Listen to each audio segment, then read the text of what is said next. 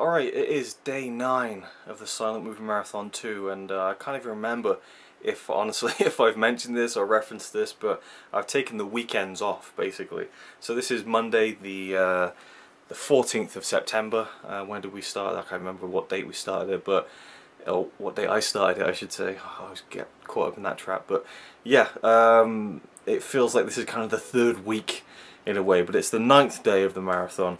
The 9th day of watching silent movies, and I'm about to watch the 22nd film in the Silent Movie Marathon 2. Going to finish off this box set, take out the last remaining Blu-ray. It is The Great White Silence from 1924, I believe is when it was released, but it is comprised of footage from 1910, 1911 and 1912, I believe.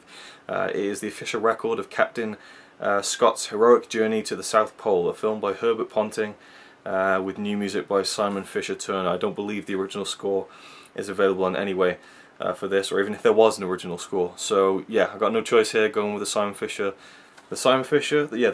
Turner score. And so yeah, Captain Scott's legendary expedition to the South Pole. Cannot wait to check it out. Or you got the Blu-ray and the PS4, but I mean you've got some great artwork on the booklet there. Really looking forward to it. As I said before, you know, I'm kind of just more interested in this than the Epic of Everest, just because it's even older.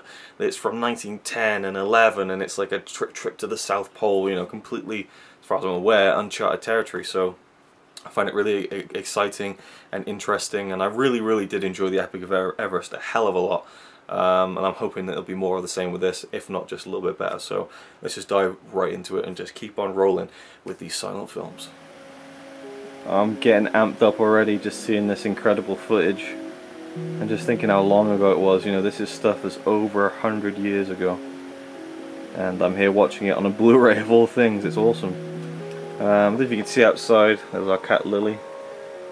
Kind of dull and grey outside. I mean, it is in the middle of September now, but about 2 weeks ago we had a proper heat wave. Like, it was ridiculous. For about 3 weeks it was unbearable.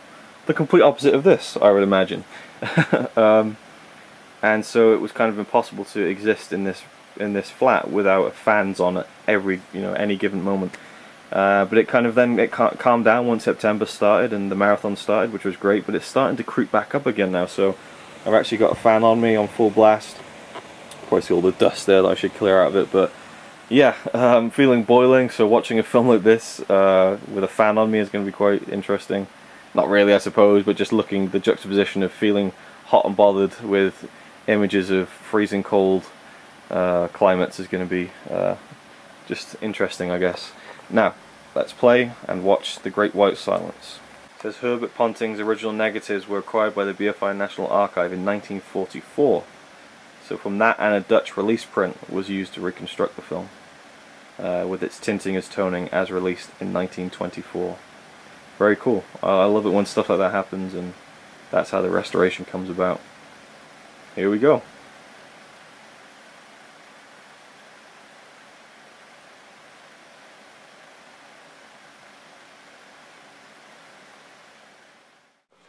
Just wanted to show you this as I'm watching. Iceberg. Just that image just scares me a little. I don't know why. Just the idea of it, just a massive iceberg island in the middle of the sea. Well, not the middle of the sea, but you know, out there, just in the isolated, you know, sea. I don't know what it just eerie. It's eerie. It doesn't scare me. It makes me feel uneasy somehow, but also filled with wonder. Like imagining what it was like for those guys to see that. I mean, look at it. It's just incredible, breathtaking stuff.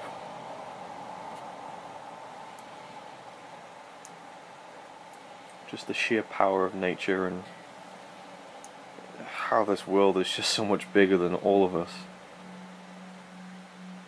And that's just this world, you know. Forget about the universe, you know.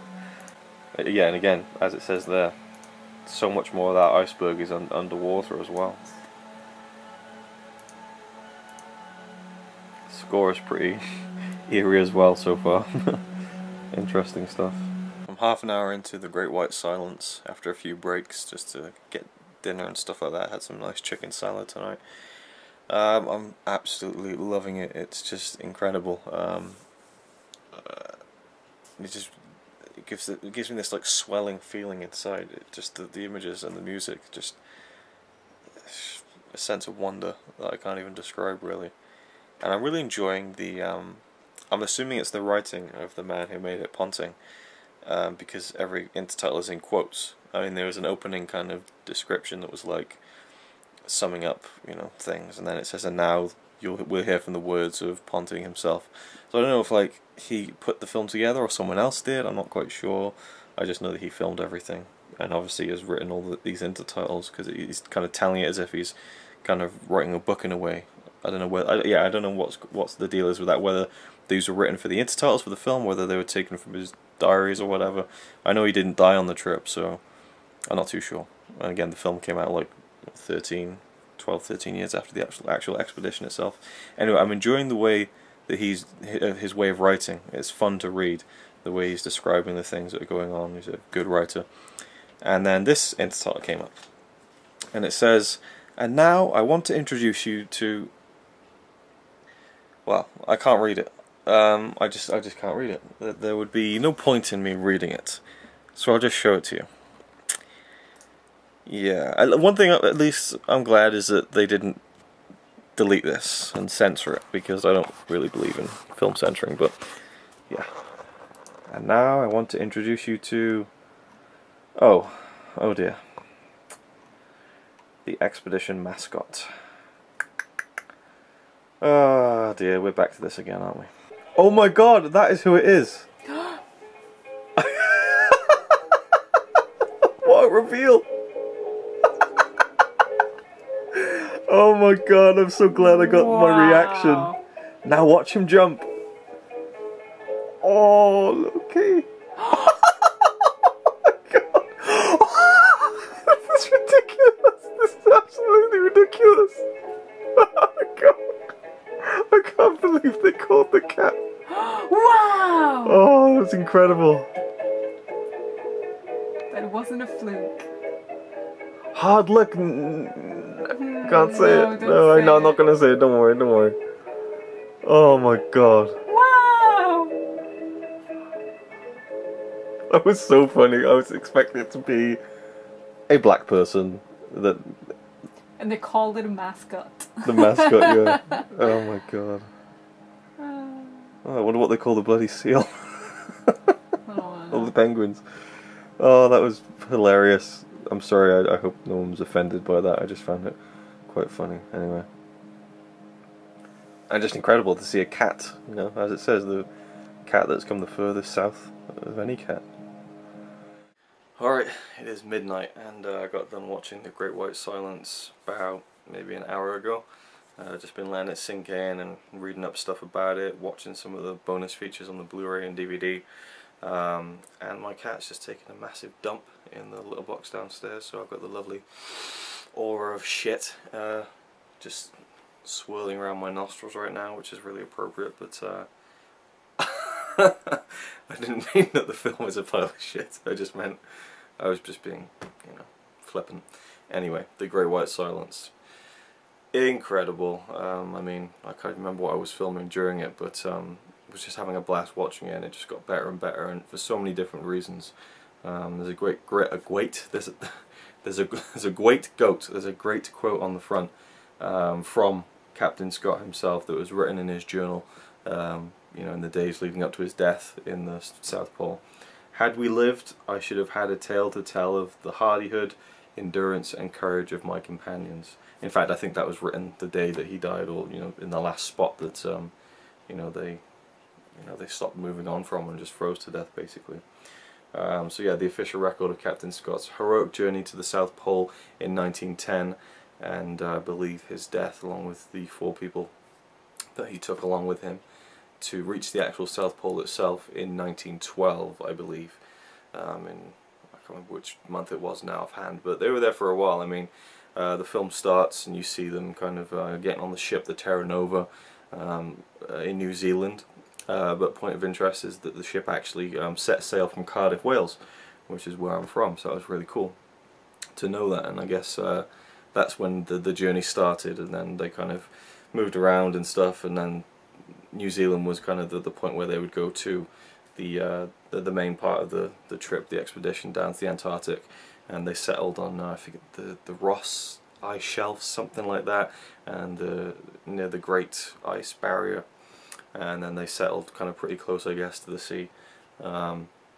Or maybe not, I don't know, maybe going through all those ice flows they went further in, I'm not too sure, but they didn't set up camp like way out there near the South Pole. They were like 800 miles out from the actual South Pole itself, and they set up a camp, they built, settlements and stuff, and they had their horses there, the dogs and all sorts of stuff, and the film was captured by Herbert Ponting, who was there to be the photographer. He was a photographer by trade. He was 45 when he went out there, quite, not old, but middle-aged, and he also had a cinematograph, I think is what it was called, so he was able to take, moving clips, and that's what the film is, mostly.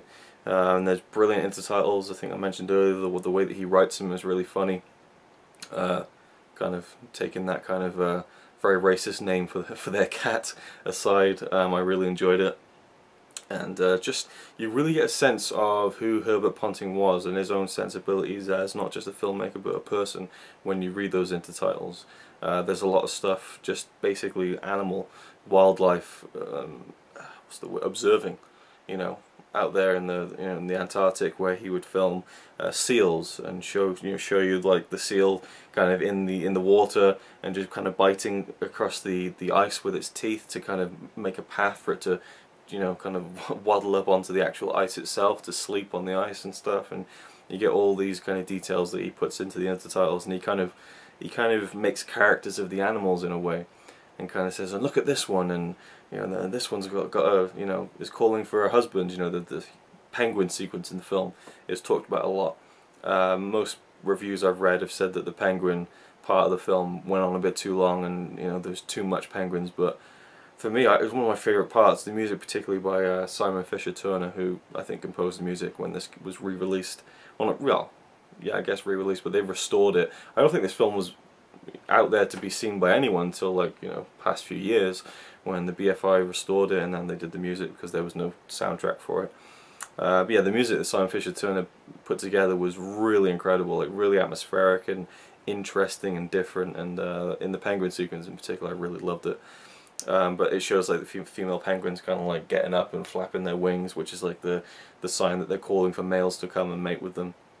And that part, he kind of say, oh yeah, they're calling for a mate, and this penguin gives her the what was the term he used? It was really funny. The glad eye, glad. And so he makes a joke out of it, and then he says, oh, these two have got together. He's building a rock nest for her, and that's him saying that he wants to get married to her, and now husband and wife and stuff, and he's going to go off to the shops. It's very flippant and almost childlike in a way, naive, but again it shows you what kind of person he was in a way, and I just found it really endearing, and again maybe a bit naive, to be sat there just looking at penguins and making up little stories and stuff in your head almost while you're in a very dangerous, well, I don't know, I mean they were there for like a couple of years maybe, I don't know, but I feel like maybe the actual expedition itself that Scott set out on, in which there were 4 parties, and then he was the last one with 4 of the men that he chose to go all the way, the final push to the South Pole. And there's been a lot of conflicting kind of opinions on his actual demise, along with the rest of his crew, about whether it was irresponsible of him and stuff, and whether he was well equipped to do the things that they needed to do and stuff like that. I mean, I've only just seen this film today. I've only just been acquainted with this story today, so I don't know the inner workings of it. But people have different opinions on it and stuff like that. That's why I bring up the kind of the naive thing. But then again, when you're stuck in that place for like years at a time, or even for a year, even for 6 months, I guess Herbert Ponting, as he was filming all these things, probably seemed to find solace in kind of hanging out with these animals and stuff. He kind of films these seagulls, or a breed of seagulls that are the most southerly birds in the world, I think, and he films one kind of trying to settle on its eggs, and the eggs hatching, and he explains how he was able to capture the chick being hatched from the egg by kind of shooing the mother away for a few seconds at a time every hour, and then letting the mother come back to sit on the egg, and then he kind of chart the progress, and you see it kind of emerge from the egg as this little like weird kind of just just massive hair and a beak and stuff, and then you see it suddenly get fluffier, and then it becomes like a proper chick, and then the other egg hatches, and then you see it grow up and stuff. I mean, it's really cool. You see like the life cycles of some of these animals, and for some reason I know there is probably an unending supply of documentaries out there where you can probably see the life cycle of any animal on this planet. You got like the BBC documentaries, David Attenborough, that kind of stuff. You can probably see amazing stuff in high definition, in super slow-mo, 60 frames a second, 3D. But to see stuff like that from 1910, 1911, and again, the film actually looks brilliant. Like, the restoration has been incredible. Some of the images, you just think, wow, that's like over 100 years ago. It looks awesome. Yeah, something about seeing that kind of stuff over 100 years ago is something really, not really moving, but there's something a little bit moving about it to me, and more interesting in a way. I don't know why. I guess because it's at the birth probably of that whole kind of idea of filming nature to learn from it, And it says in the beginning how this isn't just, a trip to lay claim to the fact that we were the ones who went to the South Pole first. It's also for science and, studying things, and you see a lot of that. But then it's probably, I say it's probably a film of 3 parts. The first part is, going out from New Zealand to the South Pole or to the Antarctic and setting up. And then you have, the nature, the wildlife aspect of being there and what the guys would do and stuff like that. And then you have the final expedition where they go out to the South Pole and they try and make it 800 miles down to, the most southerly point of the planet. And once you get to a certain point, or once they got to a certain point, Herbert Ponting didn't continue with Captain Scott and his crew to the South Pole. Obviously, I'm sure lugging that big camera around was going to be an issue, and they lost their horses, and so they had to pull all their equipment. Literally just pull it, by sheer will, basically. I mean, I think one of the people in the documentaries on the making of the film said that it's one of the most arduous kind of expeditions ever undertaken by humans, like ridiculous conditions and people getting frostbite, their faces becoming blackened and things like that, and yeah, and it almost slows down to just a slow, dreading funeral march the last 20 minutes of the film, because, I mean, I didn't really know the story, but, I kind of read the back of the cover and realized that the Captain Scott died on the expedition, on the trip, and so you know what's coming, and it's just the slow kind of telling of the story. And Herbert Ponting kind of used like kind of miniatures of these snowy landscapes and tiny little just black rectangles to mark like a crew, and you see the 4 going along, and then one of them goes back, and then eventually it's just one slowly like snaking through this valley of ice and snow. And even though it's a miniature and it's very crudely done, I liked it because it gave you the sense of scale, and you get like looks at a map and kind of a line travelling up it, kind of animated, and that gave you a sense of the scale and the enormity of the whole thing. And there's some bits in it where you see the 4 guys, or 4 of the 5 guys, inside a tent, kind of getting ready to go to bed, cooking food, getting into their sleeping bags. And at this point, it's telling you the story of them going up to the South Pole. And you think, well, how did he get that footage if he didn't go with them? Well, what he did was he kind of pre-filmed things and kind of staged a few bits and pieces to show you examples of what he thought would probably happen. And so the 4 people he chose to kind of be the people who did the tent scene, so to speak, were 4 of the 5 who actually did go on to do it. So that was quite interesting and eerie, especially as that tent that he filmed that shot in was the tent that they eventually died in. So yeah, it's a very sad story, but I mean, it gave me a very interesting mix of emotions. It gave me this sense of wonder at the beginning when you first see them approaching that huge iceberg, and then the great, ice barrier itself. And there's a great shot of the front of the ship, which has kind of been, I think, reinforced with iron to cut through the ice floes. You see it kind of cutting through the ice, and he even shows a picture saying, "This is how I got this shot."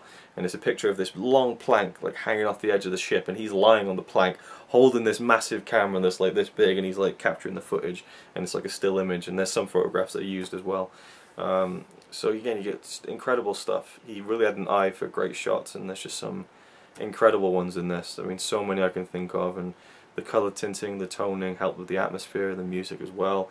And then I was just so moved by the animal footage and things, and yeah, there's just something about it. And like when they take the horses off the ship, I thought, oh, poor horses, they've been taken out to this horrible kind of icy cold, you know, atmosphere, and it must be horrible for them. But then an intertitler cuts in and says that these are horses from Siberia, and they couldn't wait to get on the snow. And you see this one horse almost like rolling around like a cat. He's so happy to be off the ship and on you know, kind of the snowy landscape that he's probably more familiar with in Siberia. So I like that.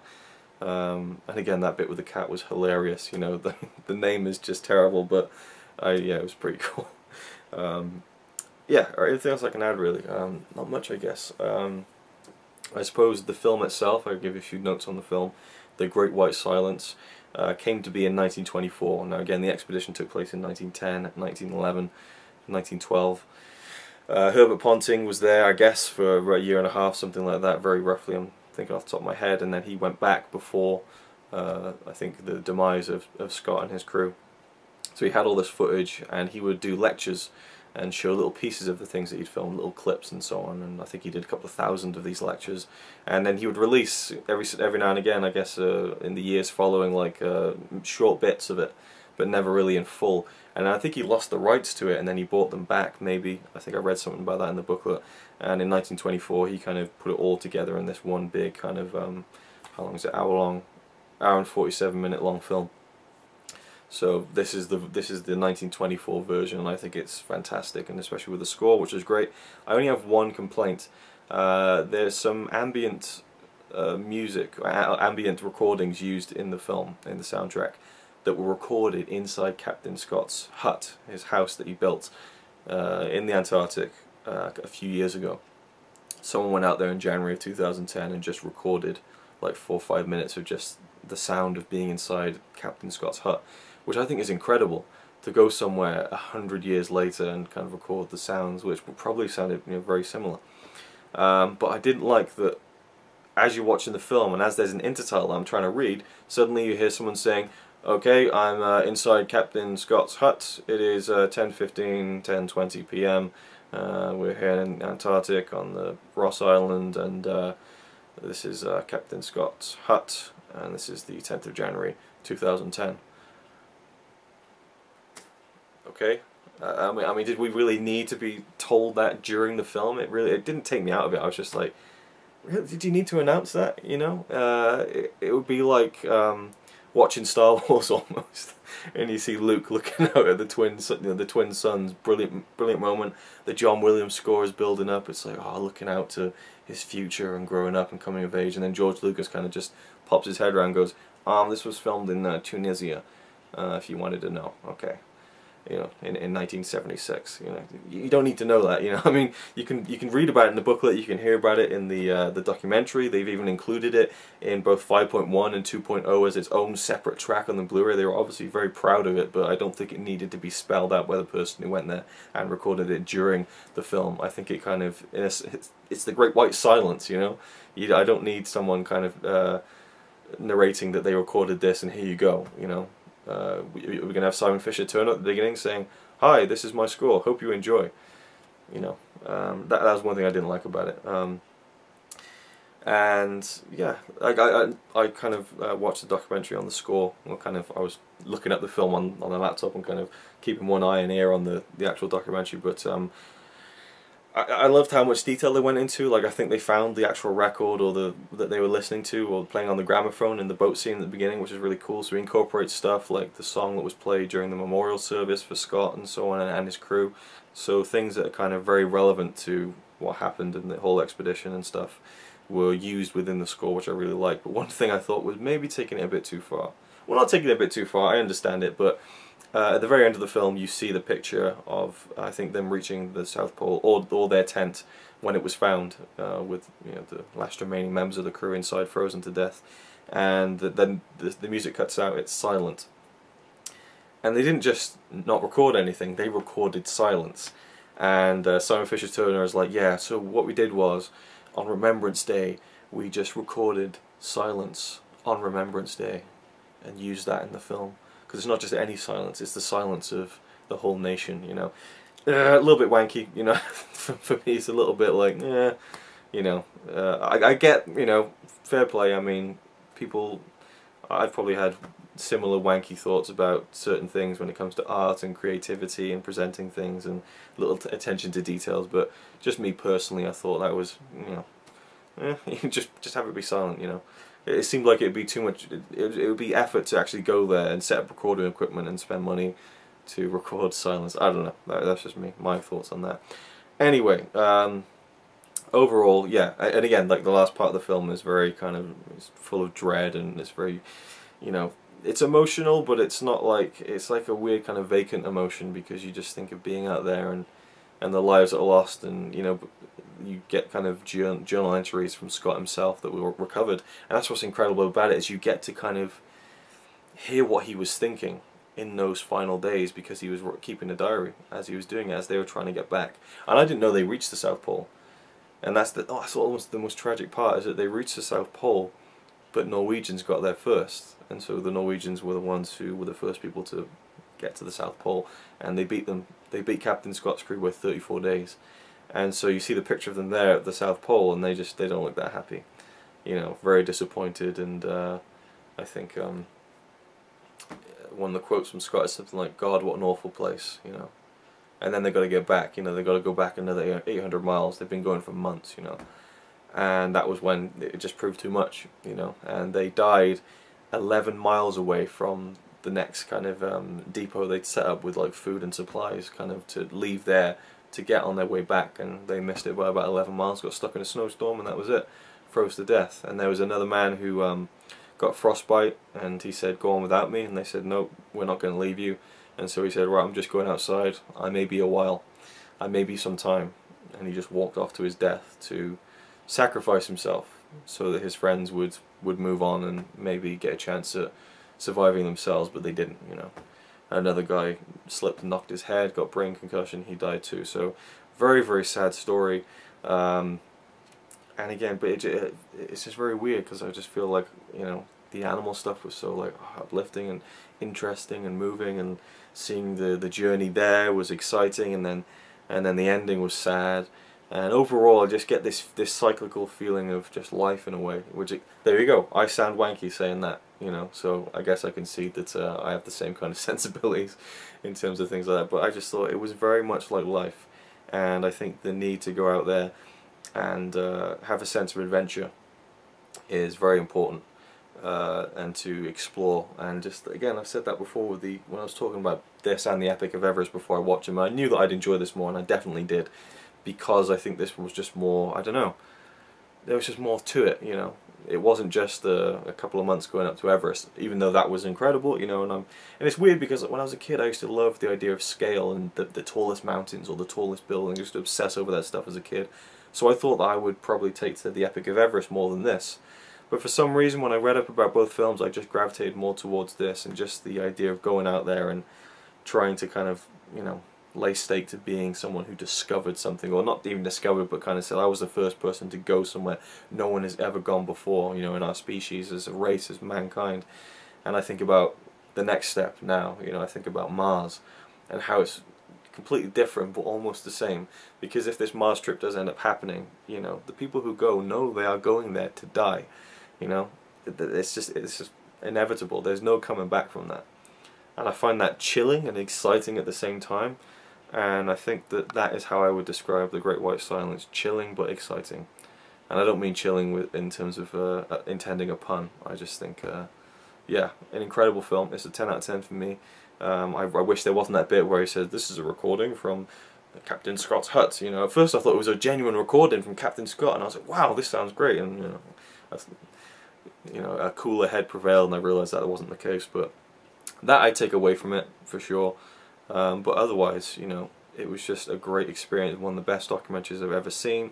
And again, it's more than just, it feels more just like captured moments, you know, that, well, I guess that Ponting kind of crafted it into more of a film later on. I mean, 10, you know, 14 years later after the fact. And I think he did a fantastic job. The Blu-ray also includes his 1933 version of the film, so he continued to keep making different versions of it, but he made one called 90 Degrees South, which is 72 minutes long, so it's about half an hour shorter. It's in sound. It's his final version of the film. again from 1933, and he appears at the beginning and introduces the film, and he narrates the whole thing. It's in black and white. The print is not as good as the restoration, but it is in HD as far as I'm concerned. I think it is on the Blu-ray anyway. There's a couple of features that aren't on the Blu-ray, they're on the DVD because they're not in high definition. But so I'd love to watch that at some point and hear his narration over the whole film. That'd be really interesting. But overall, love the film, 10 out of 10. It's a masterpiece of just documentary cinema, but also just like capturing, you know, something that it's just a moment of life. I don't know. I'm getting even wankier as the minutes tick by. So there we go. That's my thoughts on The Great White Silence. The battery is now ticking off, so it's a good time to end it. If there's anything else I can quickly show you before the battery does run out, you know, maybe some images, you know, in the great booklet they got here.